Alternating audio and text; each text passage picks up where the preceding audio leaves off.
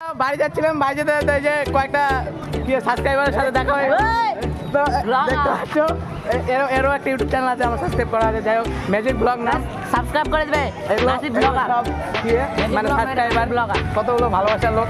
তো ভালো আছে তো সবাই? ভালো আছি। সবাই ভালো, ঠিক আছে, ভালো থাকো। Hello guys, welcome back to my new blog. তো কেমন আছো তোমরা সবাই? আশা করি সবাই ভালো আছো। তো আজকে যাচ্ছি আমাদের এখানকার সবথেকে বড় মেলা। তো চলে আসছি আমরা মেলা, বাড়ি থেকে বেরিয়ে চলে আসি। এটাকে বলে ভিকার মেলার গেট। সামনে তোমরা দেখতে পাচ্ছ, এটা হচ্ছে মেলার গেট। এবার বলতে গেলে মেলাটা বোধহয় বড় হয়েছে, কারণ এবারে প্রথম আসলাম। মেলার গেটটাও তো সেই অতটুকু সাজিয়েছে।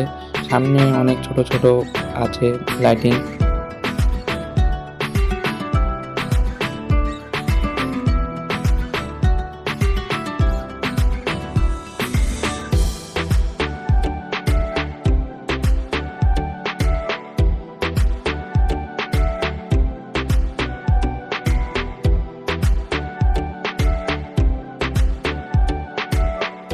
তারপরে আমরা টোটো সোজাই দিকে ঢুকিয়ে দিয়ে আমাদের টোটো পার্কিং করে দিলাম।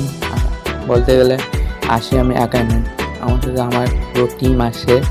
তো টিম বলতে ভুল হবে, বন্ধু, সব বন্ধুরা মিলে।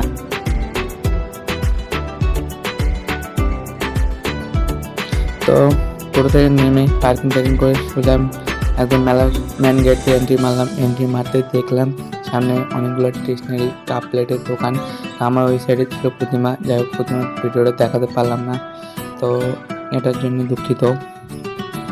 তারপর ওইদিকে কাপ প্লেটের দোকান দেখতে দেখতে বন্ধুদের মনে করলাম বন্ধুদের সাথে করে নিয়ে গেছি, তার মানে ওরাই কিছু খাওয়াবে। তার জন্য সোজা চলে আসলাম আমরা চাউমিন মোগলাইয়ের দোকানে, মানে চাট ভান্ডার যেগুলো, ওগুলোর দোকানে। আসে বলছে আমাদের কাছে কারো টাকা নেই, বরং আমাকে বলে খাওয়াতে হবে। তো কী করে, খাওয়ালাম না বলে দুঃখিত। তার জন্য ওরা চলে আসলো সোজা নাগরদোলার দিকে।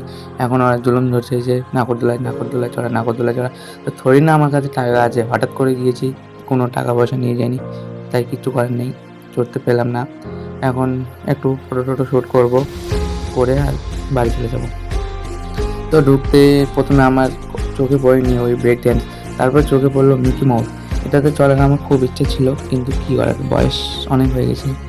তো এখানকার সব থেকে ভালো লেগেছে আমার এই যে বাঁশের যে শিল্পগুলো বানিয়েছে, খুব ভালো।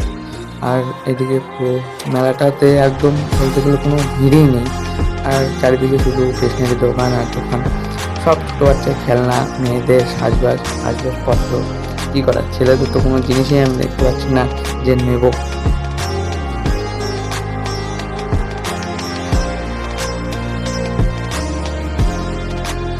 তারপর আবারও বললাম আমি এদেরকে যে প্লিজ ভাই একবার হলেও চড়া, আজকে টাকা আমি কিন্তু খুঁজি।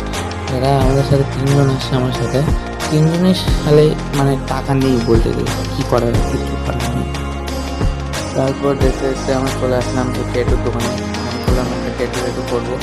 টেটুর দাম শুনে আমি তো কপালে উঠে গেল, কী করে, আর টাকা পয়সাও তো নিয়ে যায়নি।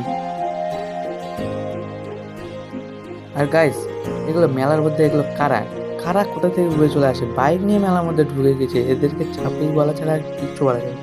তারপর একটা বন্ধুর পকেট মারে 5 টাকা বেরোলো।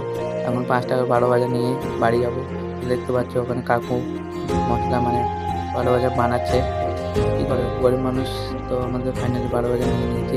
আসলে বলতে ওটা 10 টাকা না 20 টাকার 12 ভাজা ছিল। তো এখন আমরা বাড়ি যাচ্ছি, দেখা হবে একটা নতুন পরের ভিডিওয়।